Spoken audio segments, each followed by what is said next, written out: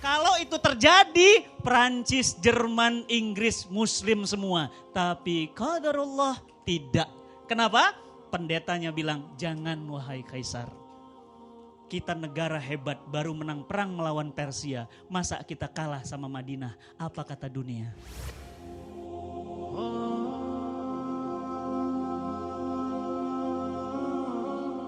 Dulu ada negara keren. Namanya apa? Persia. Ya. Ustadz, Persia itu di mana? Ibu kalau ngebayangin Persia, Bapak kalau ngebayangin Persia, lihat aja kucingnya. Kucing? Ya, itu kucing Persia. Ya. Nah, kucing Persia dari sana.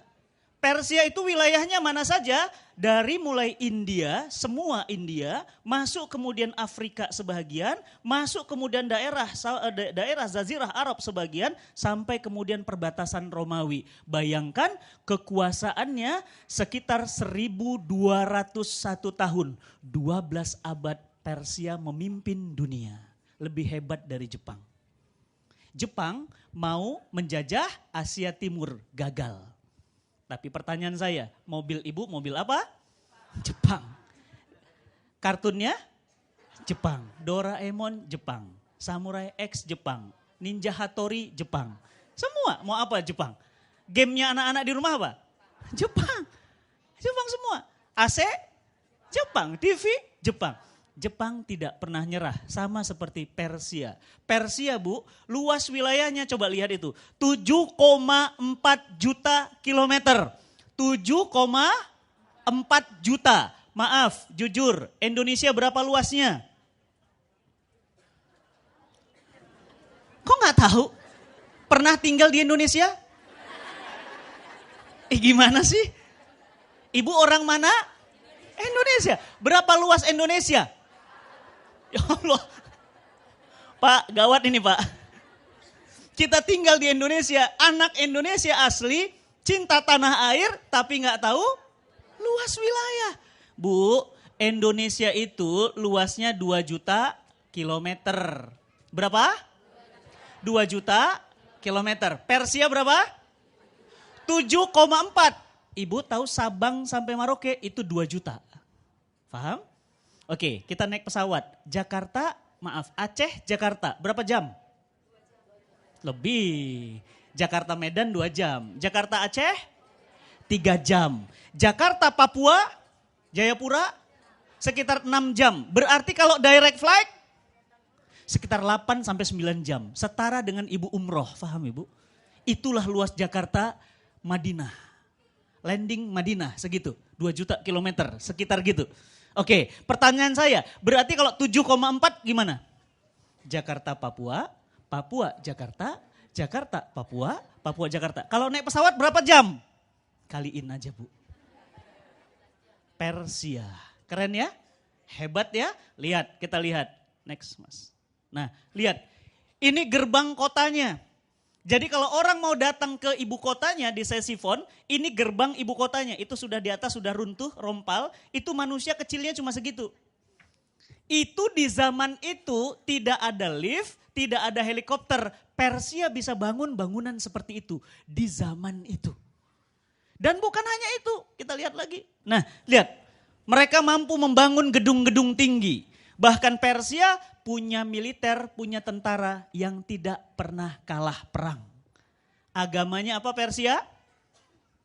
Kristen? Bukan. Yahudi? Bukan. Agamanya Majusi. Apa itu Majusi? Menyembah api. Masih ingat Ibu, pada saat Nabi kita Muhammad SAW lahir, api-api di kerajaan Majusi mendadak mati semuanya. Mereka kaget, kok mati? Ada apa? Ada apa? Bingung semuanya. Ternyata apa? Di Mekah Al-Mukarramah, Nabi SAW lahir. Mati apinya semua. Inilah Persia. Saya kenalkan kepada Bapak Ibu, inilah negara adidaya di zaman itu. Persia. Namanya Persia dan rajanya namanya Kaisar Kisra dari Persia. Teknologinya hebat, bangunannya hebat, militernya hebat, berkuasa 12 abad. Lihat, siapa tandingannya? Next. Nih tandingannya.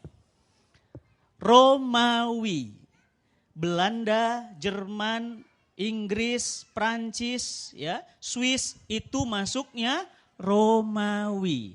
Romawi tidak sebesar Persia. Persia berapa tadi? 7,4. Romawi cuma 5 juta. Sekitar 2 kali atau 3 kali lipatnya Indonesia. Ya, luar biasa, tapi berkuasa lebih lama, 1480 tahun. 14 abad memimpin dunia. Agamanya apa? Nasrani. Nah, ini Nasrani. Makanya kalau ibu main ke Eropa, ibu gak usah heran, banyak gereja. Kenapa? Agamanya bukan Islam, bukan juga Yahudi, bukan Majusi, tapi apa? Nasrani. Ya, baik. Siapa kaisarnya? Kaisarnya banyak. Ada Heraklius dan seterusnya. Nah, berkuasa bukan hanya mampu membangun gedung-gedung tinggi. Next mas. Ya, dia mampu membangun Kolosium. Romawi, ibu, itu belum pernah berantem, belum pernah perang langsung dengan Persia. Baru hanya serangan-serangan dingin saja. Belum pernah perang langsung dengan Persia. Kebayang nggak kalau Persia sama Romawi perang? Kira-kira dunia jadi apa? Coba ibu bayangin, Amerika perang sama Rusia dibantu dengan Cina. Kira-kira jadi apa dunia? Hancur ibu. Kenapa? Karena dua negara itu sama-sama punya kekuatan yang luar biasa. Romawi tadi agamanya apa? Nasrani. Baik, bahkan Romawi punya gedung namanya Kolosium. Sampai hari ini ibu main ke sana, bangunannya masih ada. Detail tidak ada yang hancur, kokoh, kuat. Saya kemarin ke Masjid Kobe ibu, saya doain ibu-ibu insya Allah bersama keluarga nanti main ke Jepang. Ya, ngapain? Belajar, bukan sekedar shopping bu. Ya, shoppingnya bonus. Kesananya ngapain? Belajar dari bangsa Jepang. Ibu tahu Masjid Kobe? Masjid Kobe itu pernah kena gempa tahun 1995. Sekitar 25 tahun yang lalu. Berapa skala Richter? Ada yang tahu? 9 skala Richter. Tahu 9 bu? 9 itu kalau di laut itu airnya naik. Tapi 9-nya di darat. Kira-kira apa yang terjadi? Hancur semua. Itu yang namanya jembatan tol, semuanya tiarap bu. Cuma satu yang berdiri tegak tinggi. Masjid Kobe. Itu tahun 1995. Tahun 1945 Amerika menghancurkan Jepang dengan Hiroshima dan Nagasaki. Seluruh kotanya hancur termasuk Kobe. Semuanya dibom. Semuanya hancur kecuali Masjid Kobe. Kemarin apa kata pengurus masjidnya? Ustadz, saya nggak ngerti Ustadz. Ini masjid dijaga oleh malaikat apa? Allah kirim kekuatan seperti apa? Masjid ini cuma retak-retak sedikit saja. Tidak hancur ibu. Luar biasa. Ya. Nah sama. Ini lihat. Sampai sekarang tidak hancur-hancur apa ini? Ini namanya Kolosium. Bangunannya Romawi. Bu, punten. Di Quran ada Quran surat Ar-Rum. Tidak ada Quran surat Indonesia. Tidak ada Quran surat Persia, tapi di Al-Quran ada Quran surah Ar-Rum. Apa artinya? Romawi. Bu, kira-kira Allah sembarangan ngomong gak naruh Ar-Rum di dalam Al-Quran? Enggak. Kenapa? Romawi itu hebat, luar biasa. Gak ada Quran surat Jepang, gak ada. Tapi ada Quran surat Ar-Rum. Maka mari coba kita lihat.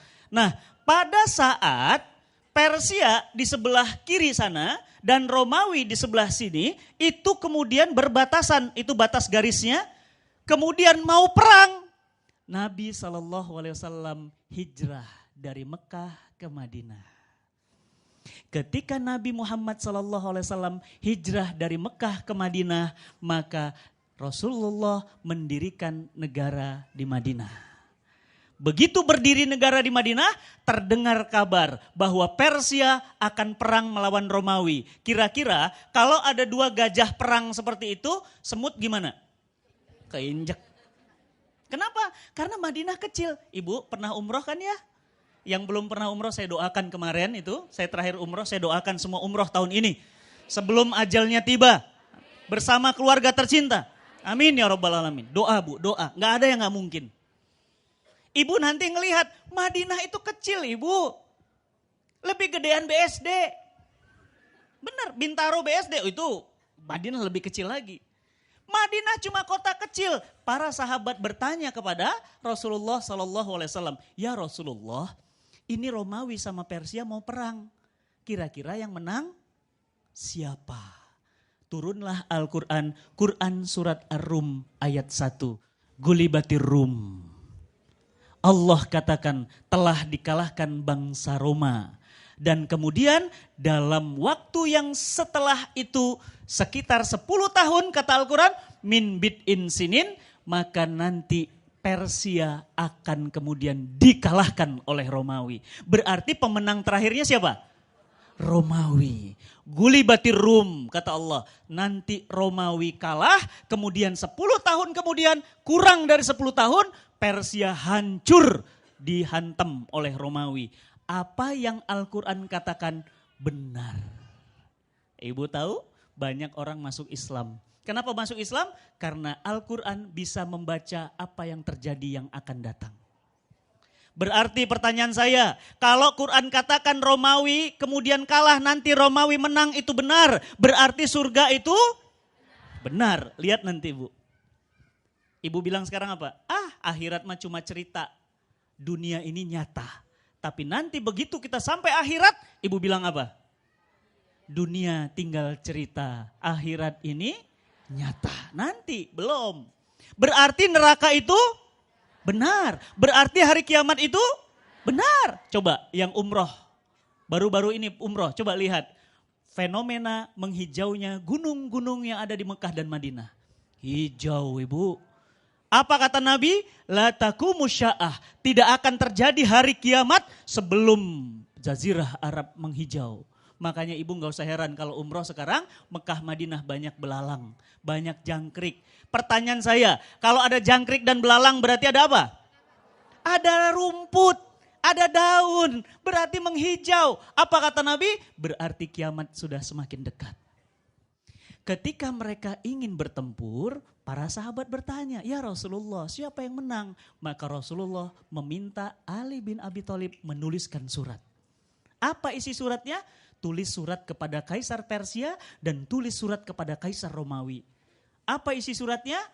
Aslim taslam ya Kisra. Masuk Islam engkau wahai Kisra. Kalau tidak engkau akan menanggung dosa rakyatmu. Dikirim surat Bu, dikirim digulung surat. Langsung dikirim ke Kaisar Kisra. Waktu itu Kisra kalah perang. Negaranya hancur. Ekonominya bangkrut. Kalah oleh Romawi. Coba bayangin Bapak Ibu. Negara yang kalah perang dikirim surat suruh masuk Islam. Kira-kira apa reaksinya? Ngamuk atuh. Ngamuknya gimana? Surat Nabi SAW dirobek-robek. Ibu mau ngelihat suratnya? Ada di Istanbul. Kalau ibu nanti ada rezeki sama keluarga, ada waktu, mainlah ke Istanbul. Main ke Istana Topkapi, nanti di dalam itu ada surat Nabi yang dirobek-robek. Masih ada suratnya. Suratnya dirobek-robek, bukan cuma suratnya dirobek. Apa yang terjadi?